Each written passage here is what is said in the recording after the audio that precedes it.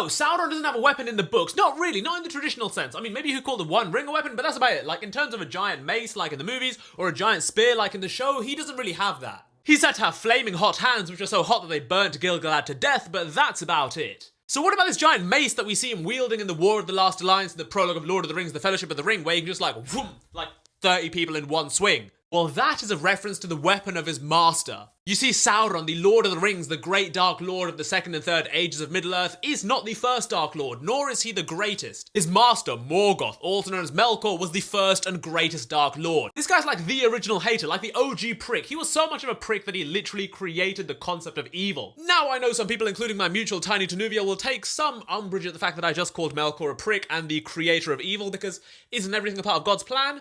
That's a conversation for another day. But the point is, Morgoth did have a weapon. He had one main weapon, and it was known as Grond, also known as the Hammer of the Underworld, and it was a giant mace. And it was used most famously in the greatest duel in the history of the Lord of the Rings universe, the battle between Morgoth and the High King of the Noldor, Fingolfin.